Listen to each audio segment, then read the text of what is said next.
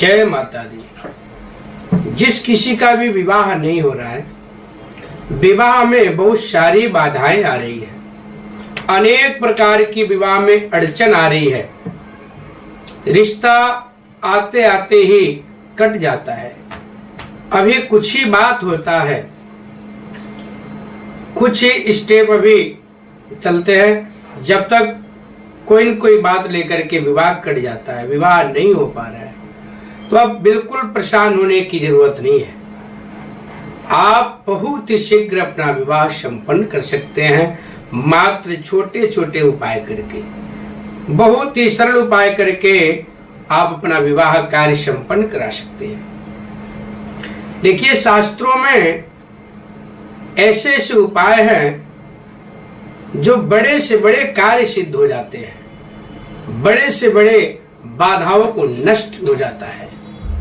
तो आप लोग बने रहें हमारे वीडियो में अंत तक, जिससे आपको आज विवाह में आ रही बाधा का निदान प्राप्त होने वाला है, छोटे छोटे उपाय प्राप्त होने वाला है।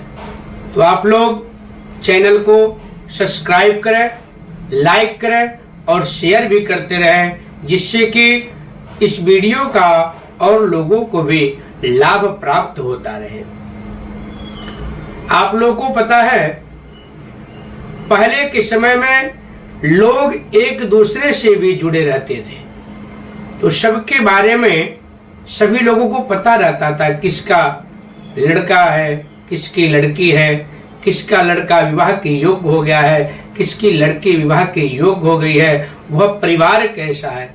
और पहले के समय में एक बात और भी बताना चाहूंगा, बहुत बारीकी से देखा जाता था।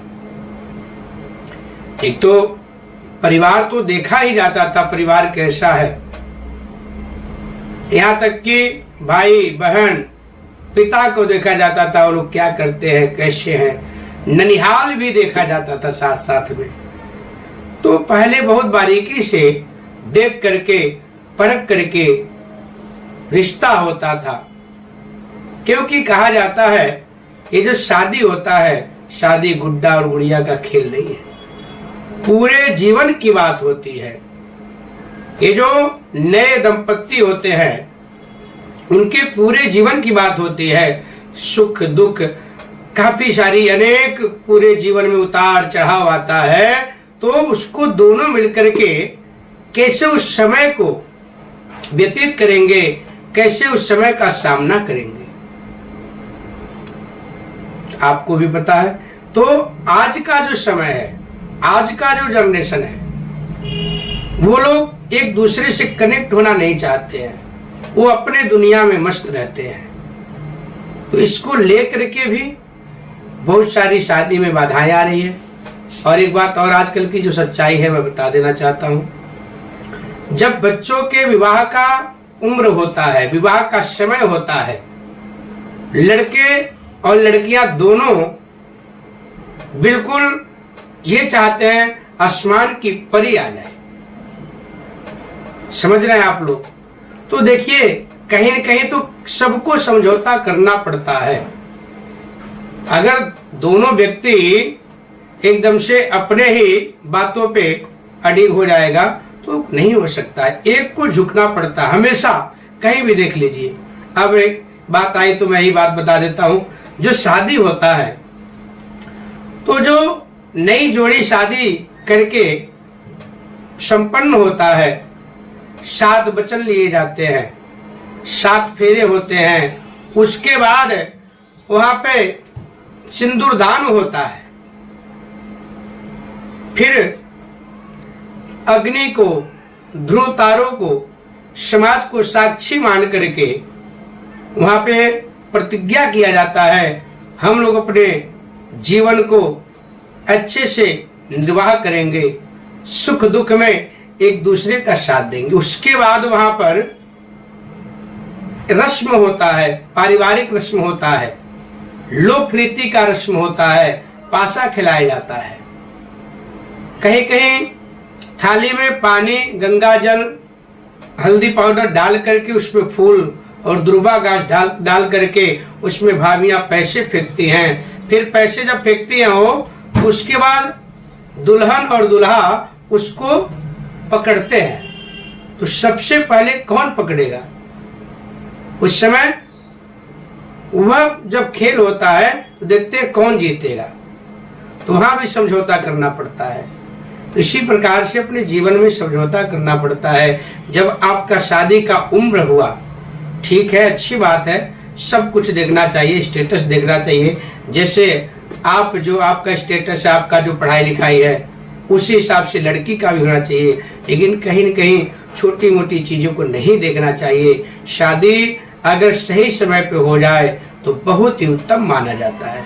और कोई भी काम ले लीजिए, अगर सही समय पे हो जाए तो बहुत अच्छा माना जाता है। इसी तरह से आप लोग भी बड़ों से जुड़े रहें, साथ ही साथ जो आपके पूर्वज हैं उनको स्मरण करते रहिए, उनका भी आशीर्वाद लेना बहुत ही जरूरी होता है।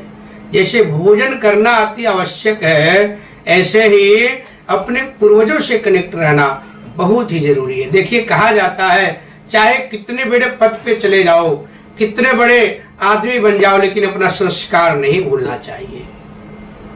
जो आपके घर का संस्कार है उसको कभी नहीं भूलना चाहिए।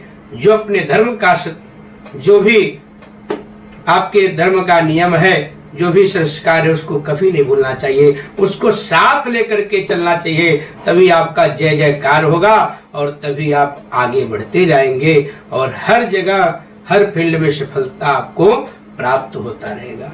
अब मैं आता हूं मेन मुद्दे पे। जो विवाह को लेकर के बहुत सारी आजकल बाधाएं आ रही है, बच्चों के विवाह में रुकावटें आ रही है, तो आपको मात्र छोटे छोटे उपाय आज मैं बता रहा हूं, उसको करके अपना विवाह कार्य संपन्न कर सकते हैं। अगर जिस किसी लड़की और लड़के का विवाह नहीं हो रहा हो तो आज से ही आप पीला वस्त्र पहनना प्रारंभ कर दें।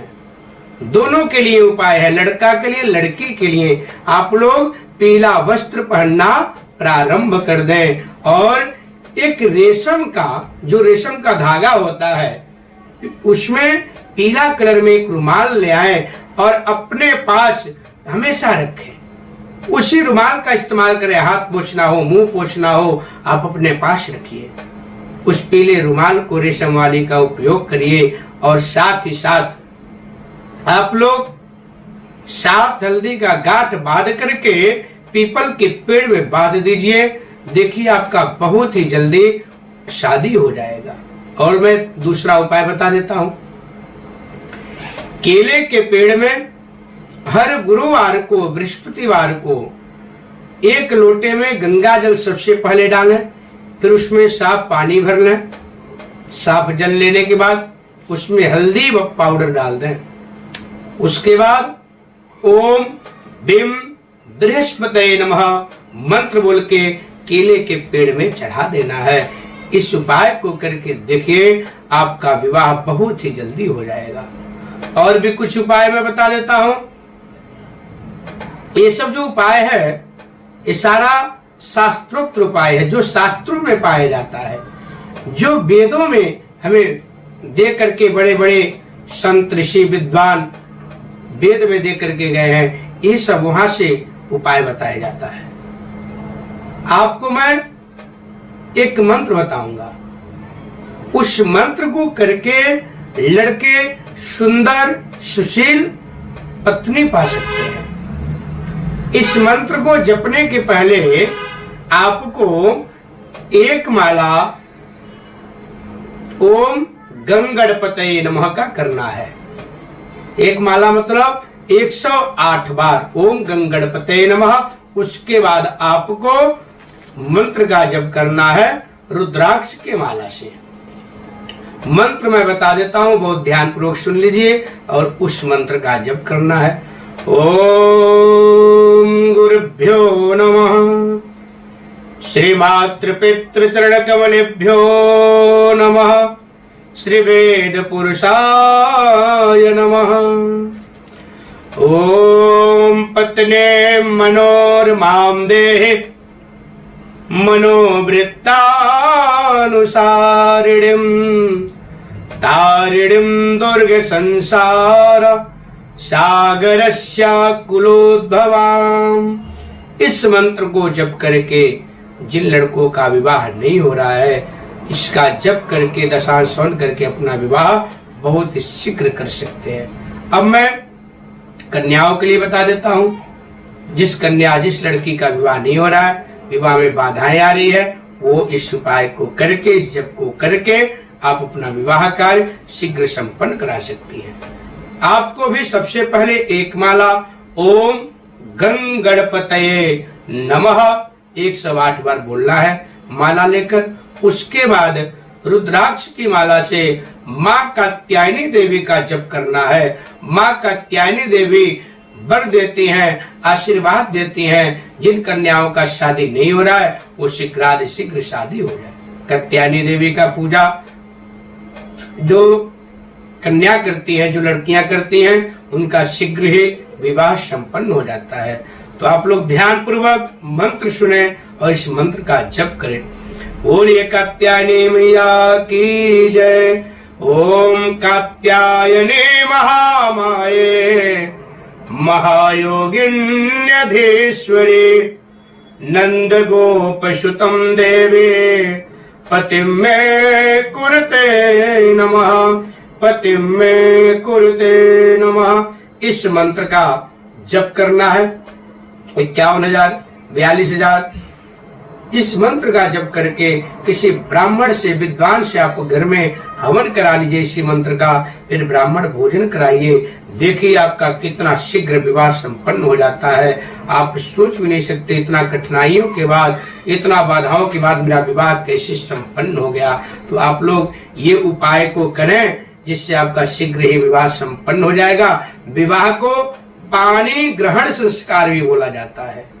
पानी ग्रहण संस्कार आपका बहुत ही शीघ्र हो जाएगा। तो और भी मैं आगे विवाह के बारे में और भी नए नए उपाय बताऊंगा। अभी बहुत सारे उपाय हैं, तो आप लोग हमारे चैनल को देखते रहें, हमारे चैनल से जुड़े रहें और भी वीडियो देखें। इससे आपको बहुत लाभ प्राप्त होगा। इसके बाद भी अगर आपको कोई प्रश्न करना है, आपको कुछ पूछना है, तो नीचे दिए गए संपर्क सूत्र पर संपर्क करके आप विशेष जानकारी ले सकते हैं। जय माता दी।